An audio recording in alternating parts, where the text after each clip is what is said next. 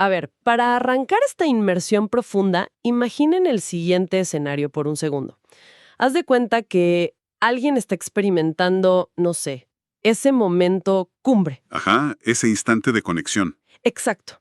Ese instante en el que se siente, pues, una paz absoluta, una conexión espiritual súper profunda. O quizá esta persona está a punto de iniciar el evento más importante para el que se ha preparado durante meses. Claro, el evento de su vida. Totalmente. Y, todo el ruido exterior se apaga, la concentración es total, y justo ahí, en el segundo de mayor elevación, el cerebro decide lanzar un recordatorio así fulminante. Uy, sí. El clásico sabotaje mental. Sí, tal cual. Una pelea no resuelta, una ofensa, alguien a quien se lastimó hace tiempo. Digo, es como, o sea, estar a punto de servir un banquete espectacular y recordar de golpe que la estufa se quedó encendida en la casa. A punto de provocar un incendio, claro. Exacto. Y toda esa elevación desaparece en un segundo. Esa concentración se esfuma porque la mente humana simplemente no puede sostener la ilusión de trascendencia cuando hay, pues, una alarma de emergencia sonando en el sótano. Ujú. Es un sabotaje interno fascinante, la verdad. Y precisamente esa interrupción abrupta es el motor de nuestro análisis a fondo de hoy. Vamos a sumergirnos en un documento titulado Manejo de conflictos.doc. Un texto interesantísimo, por cierto. Muy interesante. Este texto toma un pasaje muy específico, Mateo 5:23 y 24, y lo desempaca. Lo desglosa para construir un marco teórico y práctico sobre cómo los seres humanos resolvemos, o bueno, cómo evadimos nuestros problemas interpersonales. Al leer este documento, lo que encontramos es, digamos, un manual sumamente agudo sobre el comportamiento humano, sobre la ética y la forma en que ordenamos nuestras prioridades relacionales. Totalmente. Y extrae principios de psicología interpersonal que, la verdad, desnudan nuestras dinámicas sociales más incómodas. Sí, nos deja en evidencia. Y arranca con una premisa que incomoda bastante. Argumenta que el nivel más alto de conexión espiritual, o bueno, lo que llama la adoración, es incompatible con la negligencia humana. O sea, intentar conectar con algo superior mientras, no sé, dejas un rastro de destrucción en tus relaciones personales. Ajá, exactamente. Es, según el texto, una contradicción insostenible. Y fíjate cómo el documento sitúa este principio en un escenario físico que, para su audiencia original, representaba pues el pináculo de la vida religiosa. El momento máximo. Exacto. Llevar una ofrenda al altar. El texto dice textualmente algo así como, si traes tu ofrenda al altar y allí te acuerdas de que tu hermano tiene algo contra ti, deja allí tu ofrenda. ¡Guau! O sea, deja todo tirado. Literalmente. Lo que hace el autor aquí es subordinar el acto religioso a la ética interpersonal. Ujú. Establece que la restauración de las relaciones no es un tema secundario. O sea, es parte integral de cualquier verdadera integridad espiritual o moral. No existen dos departamentos separados donde, no sé, uno pueda ser terrible con las personas y excelente en su vida interior. No hay forma de dividirlo. Pero, a ver, detengámonos en la geografía de ese recuerdo, volviendo a nuestra analogía de la estufa encendida. Ajá. ¿Por qué la memoria de este conflicto asalta a la persona justo en ese lugar específico? O sea, ¿por qué en el altar y no sé, mientras compra pan en el mercado? Esa es una gran pregunta. Y el documento hace una exégesis de este detalle. Es decir, desmenuza el texto original para entender qué hay detrás de esa memoria repentina. Sí. Y concluye que no surge por simple casualidad o porque la persona de pronto tenga el deseo, así de la nada, de arreglar las cosas. Lo define con un término muy específico, una conciencia espiritual tardía. Conciencia espiritual tardía, qué buen término. ¿Sí? Es muy revelador. A nivel psicológico, lo que ocurre es que cuando un individuo se detiene, sale del ruido de la rutina y entra en un espacio de reflexión moral o de silencio profundo, sus defensas cognitivas caen. Claro, ya no estás en piloto automático. Exacto. La presencia de un ideal puro actúa como un espejo implacable. En el silencio de ese altar, el ruido del egoísmo desaparece y la disonancia cognitiva se vuelve insoportable. Las justificaciones que funcionaban en el ajetreo diario de repente se ven ridículas. Es como, a ver, es como cuando uno enciende una luz blanca y potentísima en una habitación que juraba que estaba impecable. Uy, sí, la luz del sol entrando por la ventana. Ándale, de repente ves cada partícula de polvo flotando en el aire. Y la instrucción que da el texto ante esas revelaciones, pues detenerlo todo. Literalmente dejar el acto a medias. Y eso rompe con cualquier esquema. Totalmente. Porque detener un ritual considerado sagrado para ir a cumplir con una obligación ética humana es, digamos, una orden profundamente contracultural. Ujú. El documento enfatiza que dejar la ofrenda allí no le quita valor a la adoración. Al contrario, demuestra que dar la cara y reconciliarse es el verdadero acto de obediencia. Y fíjate que esto ataca directamente un mecanismo de defensa muy común que el texto identifica como espiritualizar el enojo. Ah, sí, eso está buenísimo. Porque ante un conflicto, la tendencia humana no es resolver, es evadir. Y muchas veces esa evasión se disfraza de superioridad. Como decir, ay, yo ya solté ese tema en mi corazón. No. Exactamente. O refugiarse en el trabajo, en rutinas o en aparentes buenas acciones, ignorando la herida que se le causó a otro. Este análisis destruye por completo esa coartada. No te deja escapatoria. Ninguna. Posponer una responsabilidad relacional usando como excusa una obligación supuestamente más alta es, en este marco, un fracaso ético absoluto. Y fíjate, hay una sutileza en el lenguaje del documento que me voló la cabeza. Cambia toda la dinámica de poder en un conflicto. A ver, cuéntame. El texto no dice si tú estás enojado con alguien. Ah, claro, claro. La condición es si tu hermano tiene algo contra ti. Es un giro tremendo. Totalmente. Esto nos quita de inmediato el papel de víctimas, ¿no? El peso y la urgencia de actuar recaen sobre quien está cómodamente en el altar, obligándolo a buscar a quien posiblemente ofendió. Ujú. Y eso va en contra de la inercia natural humana. Porque nuestro instinto es, no sé, sentarnos a esperar que el otro venga a disculparse. Especialmente si creemos que la culpa es compartida, ¿verdad? Exacto, o si decimos, bueno, él empezó. Sí, sí, sí. Te obliga a asumir una responsabilidad activa que prescinde por completo de las matemáticas de la culpa. Me gusta eso, las matemáticas de la culpa. Es que el enfoque que resalta el documento no está en ganar una especie de juicio, donde se determina quién empezó o quién tiene el 51% de la culpa. Claro. Si existe el conocimiento de que la otra persona alberga un resentimiento, el imperativo es tomar la iniciativa. No importa si uno mismo se siente en paz o si cree que ya pasó la página. Si el otro sigue atrapado en la ofensa, hay un deber ético de intentar desatar ese nudo. Pero, a ver, quedarse paralizado frente a ese espejo implacable, sintiendo culpa porque nos dimos cuenta de que le debemos una disculpa a alguien, pues no soluciona el problema. No, para nada. La culpa sola no sirve. Pasar del estado de shock a la resolución requiere superar una inercia tremenda. Y aquí es donde el documento introduce, un imperativo que no deja margen de maniobra. ¿Sí? El pasaje continúa con una instrucción súper directa. Dice, y anda, reconcíllate primero con tu hermano. Ese verbo, ese anda, anula cualquier intención de resolver el asunto únicamente en el plano mental. O sea, nada de mandarle buenas vibras y ya. Exacto. El análisis del texto subraya que el remordimiento no sirve de nada si no se traduce en movimiento. No se trata de sentir pena, se trata de ejecutar una acción física concreta que interrumpe la vida de quien ofendió para ir hacia el ofendido. Un momento, quiero detenerme en la palabra primero, porque el texto establece que esta acción debe ocurrir antes de continuar con la ofrenda o con la vida misma. Prioridad número 1. Pero, y aquí te lanzo una pregunta, la sabiduría popular, la que todos hemos escuchado 1000 veces, sugiere que a veces es mejor darle tiempo al tiempo para que las cosas se enfríen. El famoso tiempo cura todo. Ajá, ¿por qué este marco teórico exige tanta prisa? A veces buscar a alguien de inmediato cuando hay un conflicto abierto puede provocar una explosión aún mayor, ¿no? ¿No es un riesgo esta urgencia? Mira, es un riesgo aparente, sí. Pero el documento justifica esta urgencia temporal y moral citando otras premisas.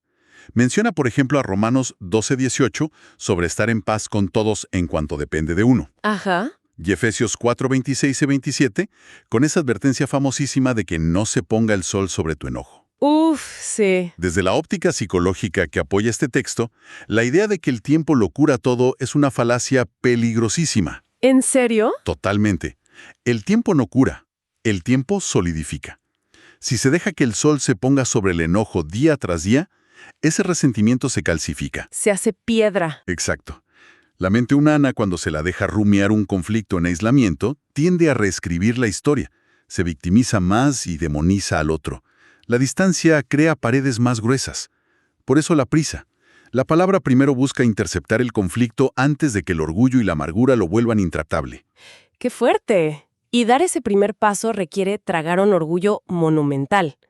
Es la aplicación práctica más difícil, yo creo, porque implica presentarse frente a alguien vulnerable, dispuesto a escuchar reclamos y a pedir perdón. Sí, ir a dar la cara. No es esperar que la magia del universo arregle las cosas. Ahora, si el costo emocional de detener toda tu vida y exponerte de esta manera es tan alto, surge una pregunta ineludible sobre el propósito macro de este documento. O sea, ¿por qué es tan intransigente con la reconciliación? Bueno, la cuarta sección del documento aborda esto bajo un concepto que llama justicia del reino y pureza del culto. Suena muy formal. Suena formal, pero en términos menos teológicos y más prácticos, se refiere a la coherencia absoluta. Ok. Hace referencias a otros principios como la conexión intrínseca entre perdonar a otros para poder experimentar el perdón a uno mismo. Y la idea de que el amor activo es la única marca que valida todo este sistema de creencias. O sea, si no haces esto, todo lo demás se cae. Exacto.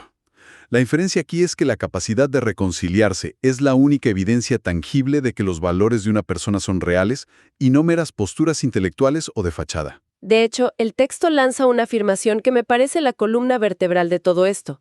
Dice que no se puede adorar o buscar la pureza sin restaurar lo que el pecado rompe. Esa frase es letal. Letal.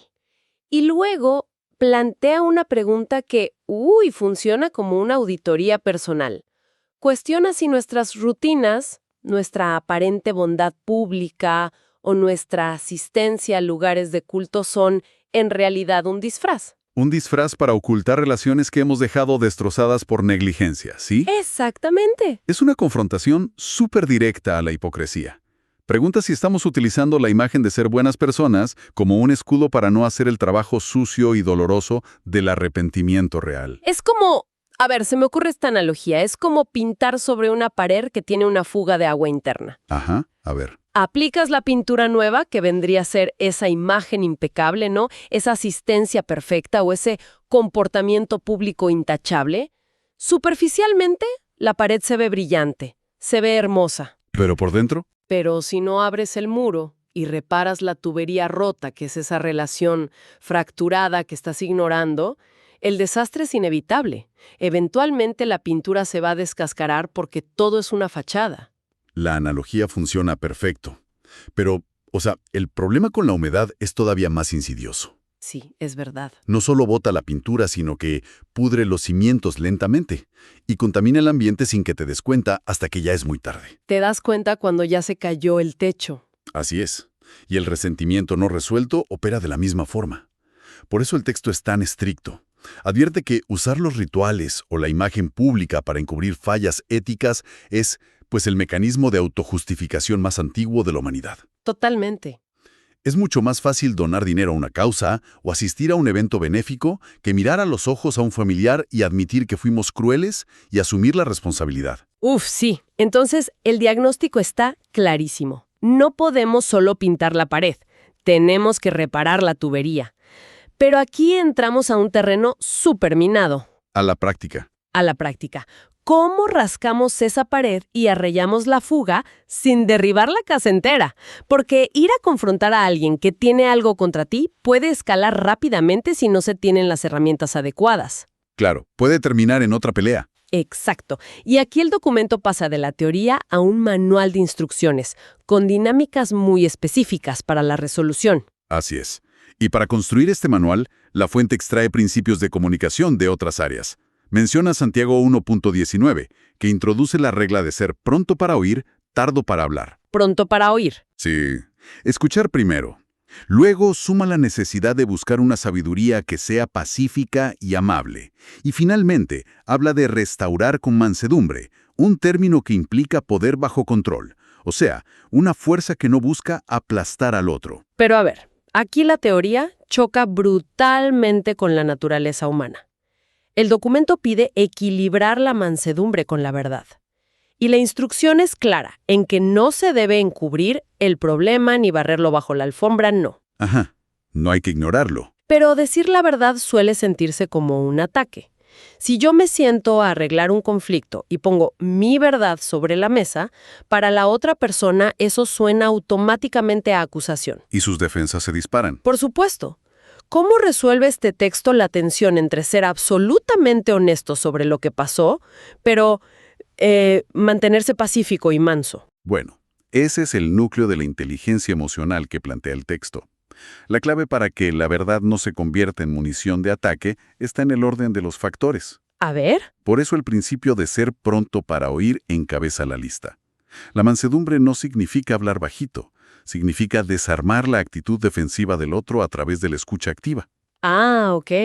Cuando la guía práctica sugiere reconocer el conflicto y detener la autojustificación, está pidiendo que, al momento de hablar, la verdad se presente no como un dedo que apunta, sino como un objeto roto que ambos observan sobre una mesa. Wow. Claro, es cambiar el «tú me hiciste esto» por un «esta situación nos lastimó» que vemos aquí. Precisamente, se trata de un diagnóstico compartido. El problema es que los seres humanos solemos entrar a estas conversaciones para ganar el argumento, no para restaurar la relación. Sí, queremos tener la razón. Siempre. Y el objetivo de restaurar con mansedumbre obliga a cambiar la meta final. Por eso la guía cierra recomendando orar o buscar sabiduría. Porque no es fácil. Para nada. Porque navegar esa línea, donde eres honesto sobre el daño pero evitas la acusación, requiere un nivel de claridad y contención que va mucho más allá de nuestros reflejos primarios de supervivencia y orgullo. Sí, exige madurez pura. Entonces, si recopilamos las piezas de este análisis exhaustivo, creo que llegamos a una conclusión que redefine por completo nuestras prioridades. Totalmente. El manejo de conflictos, visto a través del lente de este documento milenario, no es una herramienta de autoayuda para tener días más tranquilos, ni un accesorio emocional. No, es mucho más que eso. Si hay una deuda pendiente con otra persona, toda la maquinaria se debe detener. El ritual queda en pausa, la acción concreta e inmediata de andar reemplaza la simple culpa pasiva. Y la reconciliación se convierte en el único puente real hacia la coherencia. Sin ese paso, cualquier intento de espiritualidad, de adoración o superioridad moral no es más que una fachada hueca. Una pared recién pintada sobre humedad. Exacto.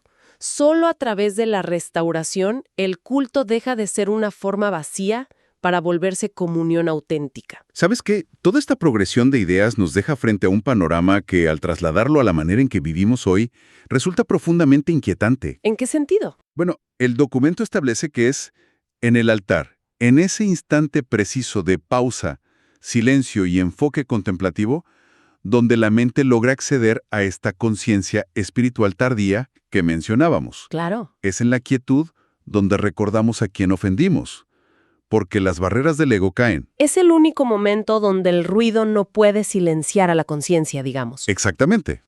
Y si entendemos que la quietud es el detonante de la convicción de nuestros errores relacionales, pues tenemos que hacernos una pregunta muy seria sobre nuestra sociedad contemporánea. Uy, a ver. Vivimos inmersos en una cultura que parece diseñada para erradicar el silencio. Sí, todo el tiempo hay ruido. Estamos adictos al ruido de fondo constante, a consumir información sin pausa, a mantener la agenda saturada y a vivir en un estado perpetuo de estrés o distracción. Podríamos llegar a la conclusión de que no estamos simplemente ocupados por casualidad. Espera, o sea, ¿sino que usamos el ruido como estrategia? Es una posibilidad aterradora. ¿Será que nos mantenemos perpetuamente distraídos y agotados precisamente para evitar ese silencio? ¡Wow! Porque si nos detenemos y apagamos las pantallas y entramos en un estado de reflexión profunda, corremos el riesgo de encontrarnos en ese altar metafórico. Y ahí ya no hay dónde esconderse. Y ahí, en ese silencio ineludible, nuestra memoria nos obligará a recordar los nombres y los rostros de aquellas personas a las que les debemos una disculpa que no estamos dispuestos a dar. ¡Qué locura! Es un mecanismo de defensa a escala social. Exacto. Evitamos la pausa para no tener que asumir la responsabilidad del daño que hemos causado. Digo, esa perspectiva cambia por completo la excusa de la falta de tiempo que siempre usamos. Completamente.